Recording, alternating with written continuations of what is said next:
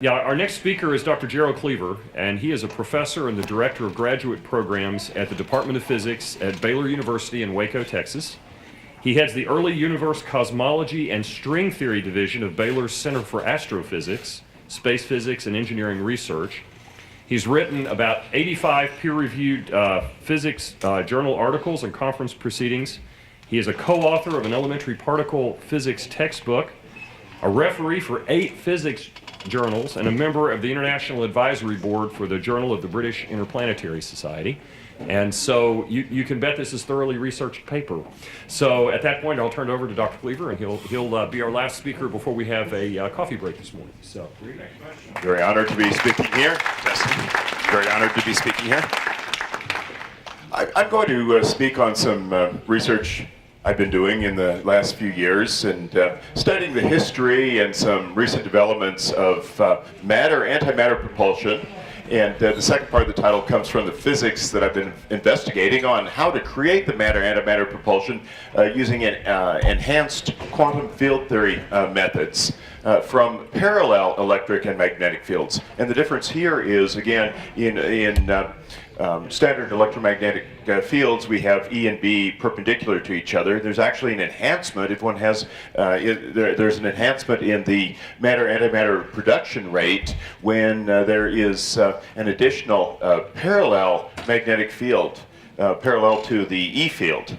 And so I'm going to talk a little bit about that and also the general background and history of this area of advanced propulsion. I'll give a brief outline of the history, the discovery and generation of matter-antimatter, and then proposed methods of spacecraft propulsion, and then a few comments on collection and storage, and then the focus that I've been doing, and that's in situ production from the quantum field theory basis. Basically, in terms of an emergency matter-antimatter propulsion system, if the stored matter-antimatter leaked out or something. I'll discuss the advancements that's been done in the last few years from laser interactions, then from parallel electric and magnetic fields, and then also enhancements that some research groups have developed from pulsed electric field combinations. Oh, okay, all right.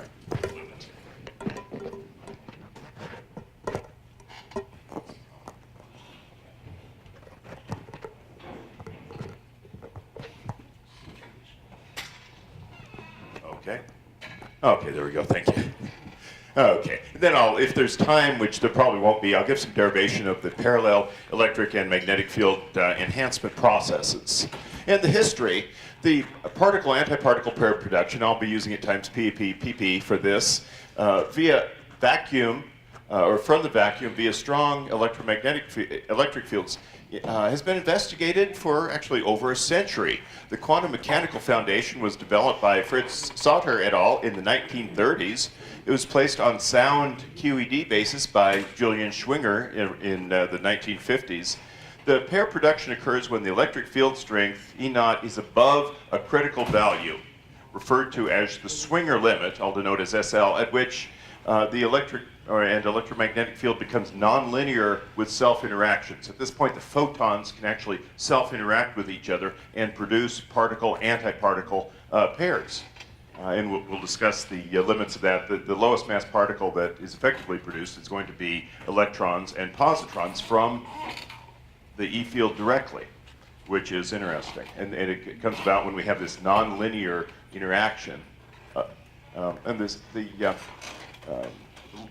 The Schwinger limit occurs when the energy when there's enough energy within a single Compton wavelength to equal the rest mass of an electron, actually an electron pair, and this corresponds to the Schwinger limit of about a little over 10 to the 16 volts per centimeter. This corresponds to an intensity required of 10 to the 29 watts per centimeter cubed. Squared. And these limits are just being reached right now. So various research centers are, again, within these limits of producing particle-antiparticle pairs. Oh, pulling down. There we go, thanks. And as the energy density of X-ray lasers approaches the critical strength, the feasibility and functionality of electron positron pair production is indeed gaining interest, and the laser intensities are no more below this limit of 1 order of magnitude. The physical processes for lowering critical energy densities below the Schwinger limit is also been investigated. That means by the addition of an external magnetic field parallel to the E field, that the Schwinger limit, the effective Schwinger limit, can be lowered even within viable ranges, obtainable ranges now. A couple of universities working on this, not associated with me, but I just want to point out their research, is University of Connecticut and University of Duisburg-Essen. They're examining pulsation of inhomogeneous E fields within a carrier wave that can also effectively lower the Schwinger limit for electron-positron pair production. And what I've been investigating on myself is the enhancement of these quantum mechanical effects to lower the effective Schwinger limit with the addition of a magnetic B field parallel to the E field. And in this, the magnetic field enhancement from the idea of quark-antiquark pair production through QCD, chiral symmetry breaking effects as they become known as, were investigated theoretically by John Preskill at Caltech as early as the mid-1980s. And then recently Don Page at the University of Alberta has showed in actually 2007 paper that B fields parallel to E fields can enhance the electron-positron pair production in a manner analogous to what John Preskill showed for quark-antiquarks. Again, gaining enhancement predominantly as a linear function of the external separate B field that is created in a direction parallel to the E field. And the enhancement effect basically goes linearly as the ratio of the intensity of the B field over divided by the E field. And these are in natural units. One might think of the B field as being very weak, but in natural units we multiply B by the C, so that B and E are both in same unit strengths. And in that case it is indeed possible and obtainable to have B fields that are on the order and greater than the E field intensity. I just want to point that out because we tend to think of B fields as being weak in the normal units, but that's with the factor of C involved that we take to 1 in natural units. And in this case, the particle-antiparticle pair production becomes a highly efficient fuel source for intrasolar system and possibly interstellar propulsion. This was actually proposed very early on by Devon Crow in the early 1980s. And the viability of this method of propulsion I've been reviewing, especially with regard to the parallel E and B field methods. One thing I want to note that sometimes is brought up when we talk about particle-antiparticle pair production is that the pair production does not and cannot take energy from the space-time vacuum. Sometimes there's confusion here.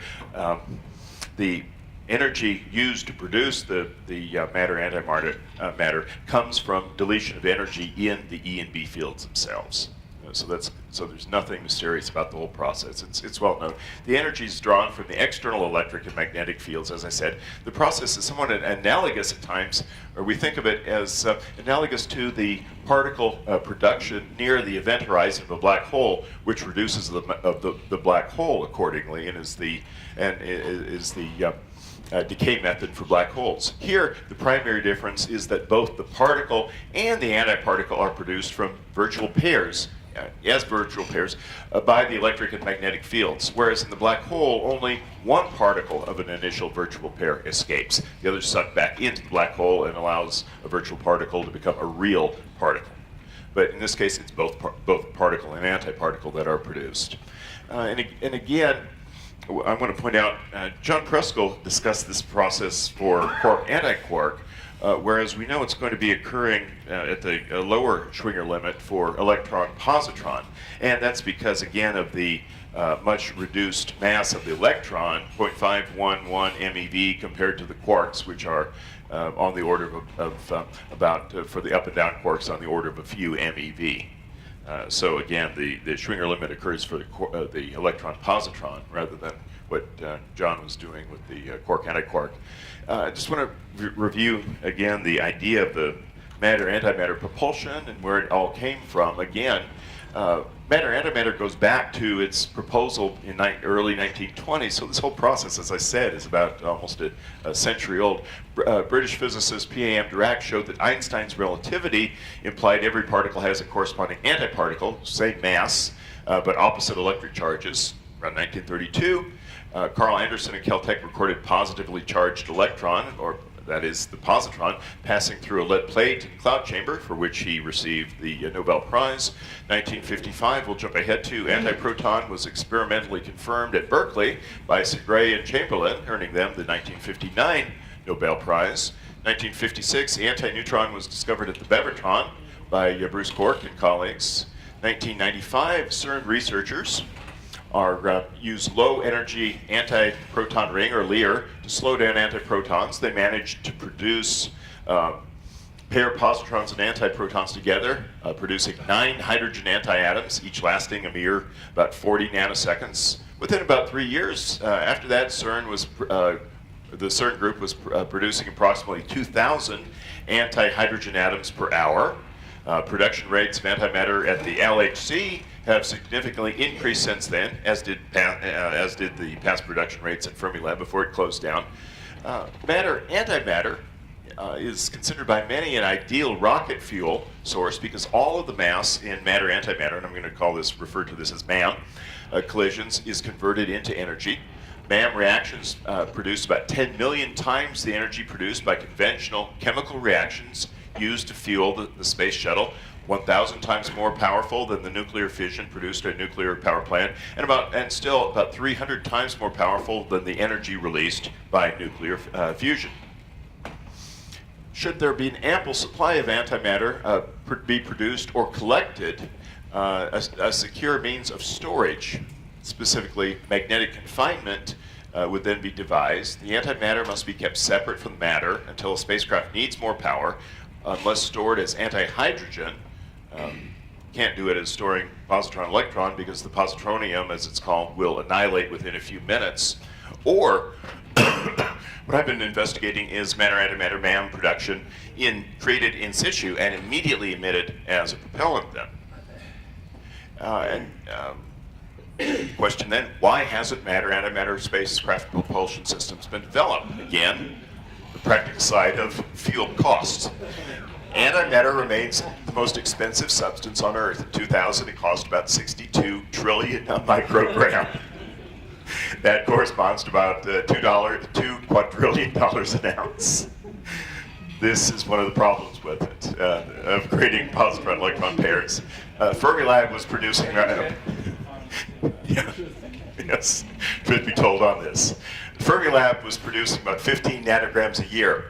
However, since 2000, the price has dropped with each enhancement in particle accelerator intensity and efficiency. The LHC now produces about 1 microgram, that's about 10 to the 21 electron-positrons pairs per 12 days at a cost of about $200,000, or now it's down to about 1 milligram in about 12,000 days. That's about 30 years at a cost of about $200 billion. So it has dropped significantly. It's still rather expensive. To be indeed commercially viable, this price needs to drop by about a factor of 10,000. So there's a lot of investigation doing on how to enhance production. And this is what I've been looking at, in how to enhance production through some of these processes. Through oscillation of the electric field trapped within a carrier wave. University of Connecticut has found that this can enhance production by about a factor of up to 100. And then also this external B field can also increase production rates by about a factor of easily 10 to 100. So if you combine the two, we're getting about a factor, a significant factor then. To be commercially viable, again, NASA has determined the price factor needs to be dropped by a factor of about 10,000. And that was in a NASA report from last year called Status of Antimatter, released by Glenn Research Center. And this goal could be reached, actually obtained viable within a decade or two. And producing it again in about a decade or two, around 2020, 2030, was the original projected timescale predicted back in the 1980s. So actually it's going on par to be a viable fuel source. Much more antimatter would, and this would be considering it as a fuel source for intersolar, but much more antimatter has been computed to be needed for interstellar mission, and especially for if you were using it for planetary reconnaissance or a landing mission, in which there'd be enough needed fuel to decelerate into a target star system. And this where the computations, and this amount was, the next computations were computed by my former graduate student, Richard Abose. He computed that a starship with about a 100-ton payload designed to cruise about 0.4 times the speed of light is estimated to require the equivalent of about 80 ocean supertankers full of antimatter fuel. So up to about 0.4 C is basically not becoming viable. But if you reduce it down to about 1/4 C, fuel requirements are dramatically lower. And this was this has a report on discovery.com, also computed by Richard. Earlier papers on this, Robert Forward had one way back, we'll give him credit for that, 1985. Devon Crow, laser-induced pair production as matter-antimatter source, going back to 83, and the Schmidt NASA report a few years later. The earliest, and then again in 2000, NASA announced early designs for an antimatter engine that might be capable of fueling a spaceship for a trip to Mars using only a milligram of matter-antimatter. Highly efficient fuel, if it can be produced sufficiently at a low enough cost. So this again is viable within the next couple of decades if the price projection drops down. I also want to recognize the work of Keen and Zhang in 2012. They examined the magnetic nozzle design for charged pion emission from quark-antiquark collisions. They showed effective exhaust speeds of about 0.7 C feasible from this, and this is based on an efficiency of about 30% for quark-antiquark emission and significantly greater, approximately double for electron-positron emission. They optimized the geometry and field configuration of nozzle using a magnetic field on the order of about 10 Tesla. And this was in their paper, Beamed Core Antimatter Propulsion Engine Design and Optimization, which is available on Archive. I've been looking at complete processes for all of this, including the alternative to a MAM antimatter generation, and that is collection of matter-antimatter. This became more viable based on a report in 2011 that the antiprotons were discovered trapped by Earth's magnetic field by International PAMELA research satellite group, and the alpha magnetic spectrometer on the ISS has also been able to detect, identify, and measure antiparticles in the Earth's orbit. The way Earth collects them is further significantly enhanced by planets such as Jupiter. The electromagnetic fields of the planet Jupiter would allow the antimatter to be scooped up and stored by a ship that sort of starts out at Jupiter and goes on from there collecting matter-antimatter fuel. And again, the studies have strongly suggested that Jupiter would be a viable source of the matter-antimatter. And if feasible, Kane and Zhang concluded, harvesting antimatter in space would completely bypass the obstacle of low energy efficiency when an accelerator is used to produce the antimatter. This was their conclusion to their 2012 paper. But now I want to also take a look at the MAM propulsion systems created in situ. And in here, what I'm looking at is going beyond the ideas of trapping it and using it, because we always have to consider if you have both propelled spacecraft should contain systems for both collecting and generating MAM, especially in the case of leakage of MAM stored on board. Emergency background source of creating it. And this was what I was looking in from these creation enhancement methods.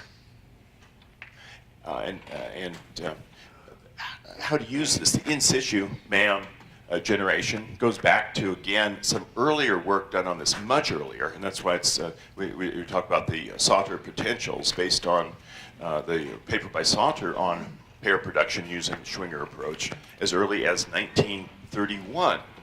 Heisenberg and his colleague Euler did some work on this in 1936.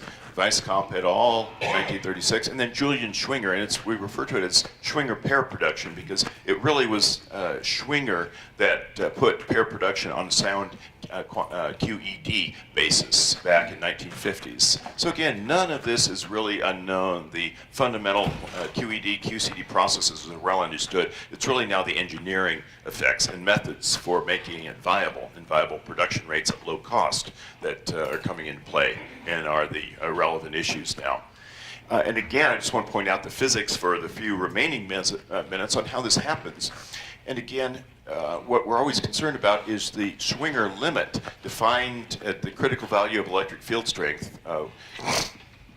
Gets down to the value where we need an E strength that is greater than or equal to the mass squared of the particle, in this case the electron, positron, times c cubed divided by the electric charge of the electron and h bar, which again corresponds to about 2 times 10 to the 18 volts per meter.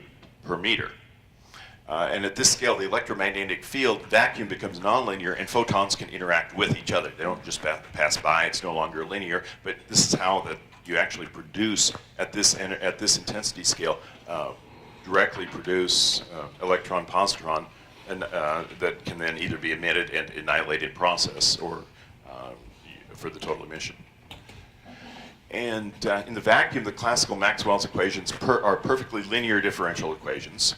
Whereas now, once you pass by the Schwinger limit, they become nonlinear, self-interacting. Then we have the non-elastic photon-photon scattering becomes possible to create these particles then. And again, right now the strongest lasers are producing electric fields that are no less than a factor of 10 below the Schwinger limit. So with these, the effectively lowering the Schwinger limit through either trapping the E fields in an oscillation carrier wave or adding on a parallel B field can push this effective limit, Schwinger limit, down into that of the obtainable now from lasers. And the X-ray free electron lasers from the Linnet coherent light source at SLAC and also Tesla are again quickly approaching the Schwinger limit. And the extreme light infrastructure, ELI, its ultra-high field facility, which would be the fourth site of ELI, planned for Eastern Europe around 2020, should indeed reach and go beyond the Schwinger limit. They'll be having 10 lasers concentrating 200 petawatts of power into a very narrow beam for about 10 to the minus 12 seconds per pulse. And so it will be very possible then. And the antimatter matter pair production, knowing the intensities, and especially with the parallel B field, has been worked out in last a few years ago by Don Page and his colleague Kim. Talked to Don about that, and what they did was they considered a static plane symmetric dependent electric field varying in one direction. Called that the Z direction, with maximum intensity E naught, and they've shown how the limit of it all gets down to the value then of this average E naught over the oscillation area. They've shown the limit for that, and they've worked out showing the lower limit allowing pair production when we have epsilon of mass over electric charge, the average intensity, and then the length of the variation of the effective length L at which the E field varies, how they can work out the enhancement and electron-positron production rates on that. And then they also showed that equivalent works not just spatial, but on general relativity if you have a time-varying electric field also. And this is what Connecticut and German groups have been doing for oscillating electric fields to increase the production rates. And then also they worked out, Don Page worked out the production value N, which gives us the number of electron-positron pairs produced per second. Complicated equation, but the main thing is we just see N as a function of E naught here. If there's no electric field, if there's no parallel B field, then they also worked out the effective production rate enhancement if we add on a parallel B field to it. What they showed is that basically, again, we have this new factor of B over E naught. So you have this you have a linear production when you add a B field in and an enhancement also hyperbolic cotangent, but the main thing is linear in B over E naught. And then this produces a much higher production rate with the B field than without, and allows significantly weaker E naught effective Schwinger limit fields. And again, this idea was first presented in 1987 in terms of not electron-positron, but quark-antiquark, with the physics worked out by my former professor, John Preskill. And again, we have some of the details of enhancement when the E field is contained in oscillating spatial or temporal by Schutzhold et al. In a recent paper papers they've had in 2008 and 2010. And I'm going to skip to the end of that. I won't go through the physics of it all.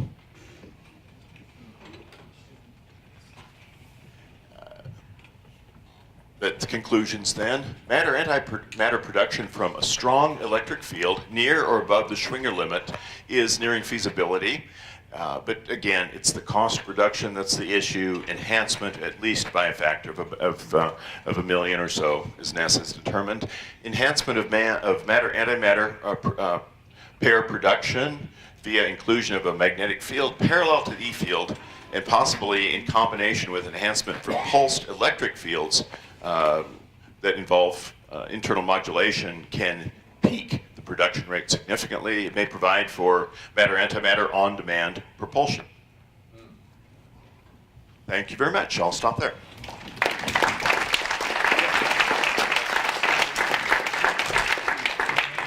Yes? We have time for a couple of questions. So you mentioned hadrons, you mentioned leptons. What's the analogous Schwinger limit and functions for neutrino pair production? Neutrino pair production is much more weakly done. That's going to be harder because of the weak coupling. Harder than positron-antipon or harder than hadron pair production? Harder than either. Oh, okay. Because of the weak coupling. Although the mass ratio is clearly much better. Yes? The idea is to produce matter-antimatter for propulsion by, and I was wondering, you're talking about using intense lasers to produce what, positron, electron? It's going to produce the pairs. You're right, correct. Electron-positron production. Okay. Well, that's going to produce gamma rays, and how are you going to focus those? There have been proposals, like I mentioned in that one paper, they have designed, and they are going to route the pairs through an additional magnetic field focused path then. Because you'd always have the particle-antiparticle coming out at 180 degrees to each other, and you'd use external magnetic fields then, separate magnetic fields to direct, is what they proposed in their paper. We have one last question. For quarks, but not for leptons. What's that? That works for quarks, but not for leptons. The quarks are going to, right, the external quarks would pair forming pions, plus minus, and then you'll have the electron anti-electrons with positive negative charges, just parallel to the pions. When you talk of this as a fuel production system, you're actually using, as you say, you're not creating anything from the vacuum, so you're actually using some other type of fuel to make energy to create this antimatter fuel. Yes. Which you have to bring along. You're storing the fuel source in the electromagnetic fields. So this is a converter which takes this other source, makes it into energy, and that you can put into a kind of very effective drive. Yes, if it's the in situ creation method that I'm talking about, they're also proposing collection of the matter-antimatter. That's all we have time for in questions. We will have our coffee break. I'm sure you can ask questions of Dr. Cleaver during the break.